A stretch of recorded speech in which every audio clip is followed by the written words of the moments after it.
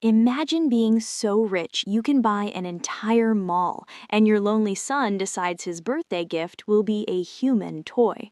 That's exactly what happens when a poor, desperate salesman gets packed into a giant box and shipped to the son of the richest man in France. But this messed up deal is about to change all of their lives forever. The film begins with a funeral for the wife of the richest man in France. His young son stands there in shock, unable to believe his mother is gone. When everyone leaves, Philippe tells his son to go home. Deep down, he knows he should stay with him, but his business meeting feels more important than his family, so he walks away. A year later, we meet a man named Sami. Sami has a bad arm, but his confidence and marketing skills are incredible. He sells strange items at high prices, proudly calling them imported goods. This time, the weirdest thing he has is a two-headed toy. Suddenly, the police arrive, seize his stock, and tell him his imported goods are illegal. Defeated, Sami goes home. His wife is shocked because Sami had borrowed 3,000 euros to buy that stock. She's pregnant, their house is in bad shape, and now they're in debt. To fix everything, Sami decides he must find work, but it's hard to get a job with his damaged hand. Still, he manages to land a job as a security guard at a mall. Meanwhile, we see Alex, whose birthday is coming up. His dad, Philippe, asks what gift he wants. Alex, acting cold and mature, just says he wants nothing and walks away. Philippe is hurt. Ever since his mother died, Alex has completely pulled away. Later, Sami starts his night shift. The next morning, the mall is empty. Philippe has cleared it out so Alex can choose any gift he wants. Poor Sami, exhausted, is sleeping on a shelf next to a Hulk statue.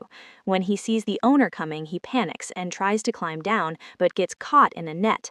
When Alex's guards rush in to help, Sami's pepper spray goes off by accident, making a chaotic, funny scene. Alex is so impressed that instead of a toy, he orders his manager to buy Sami. The mall owner is stunned and says humans aren't for sale, but since Alex insists, he's scared to refuse. He pulls Sami aside and explains, "You have a chance to earn big money. I'll offer you a job. Play with this kid for a day and you'll get 1,000 euros. That's a huge amount for Sami. He agrees and goes to meet Alex. But when Alex tells his men to pack Sami in a box, Sami is horrified and refuses. He says he agreed to play, not to be boxed like a toy. He insists he is a human, not an animal, and he won't do it. The boss explains who Alex really is, the son of Philippe, the richest man in France, powerful enough to buy or close 10 malls like this. If Sami accepts the box, he'll get whatever he asks. Sami thinks for a moment and says he wants 3,000 euros.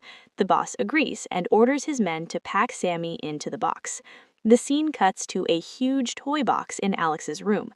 Sami climbs out. He has never seen such a luxurious room, full of advanced gadgets and technology. Alex tells him to follow and jumps down a slide. When Sami hesitates, the guards throw him down after Alex.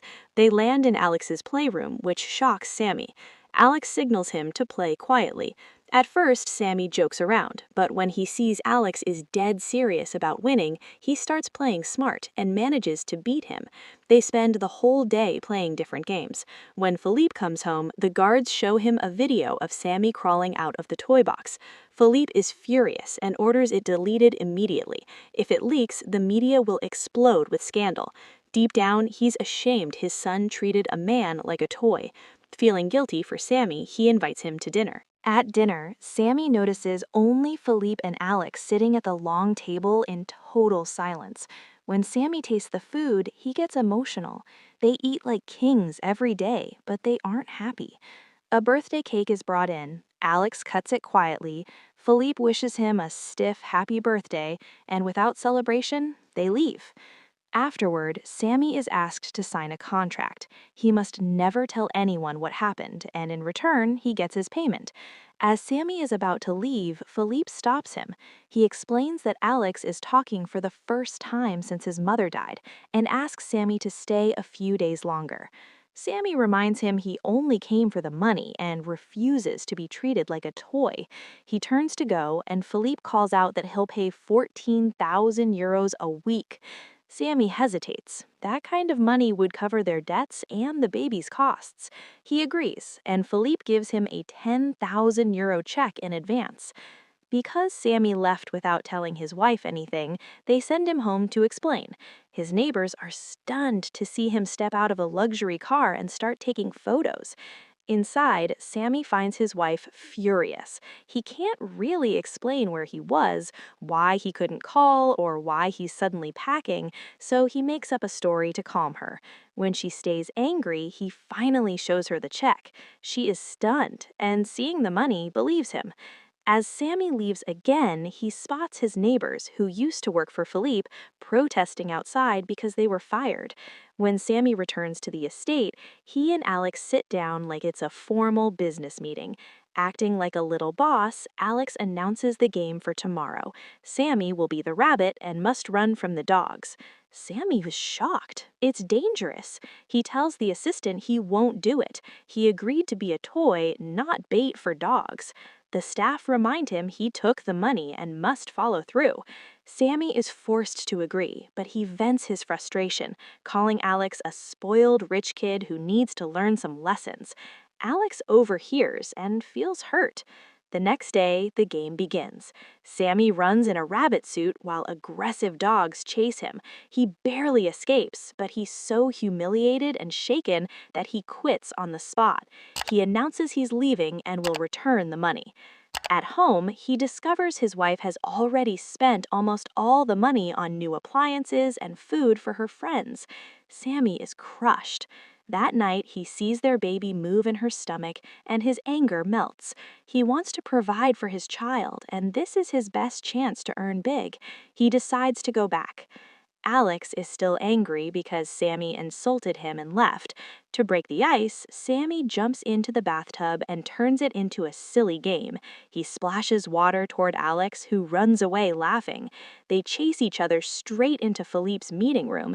Sami realizes they've interrupted an important meeting, but Philippe doesn't care. He silences the guests because he hasn't seen his son laugh in a year. The next evening, when Alex wants to play, Sami tells him to stop and look at the sunset. They watch the view together. Suddenly, Alex gets emotional and runs off. Sami follows and finds him in a treehouse where Alex used to come with his mother. Seeing her picture there, Alex breaks down. He tells Sami how much he loved her and how she died far away. When she was sick, Alex wanted to stay with her and make memories, but Philippe sent her to the US for treatment and she came back in a coffin.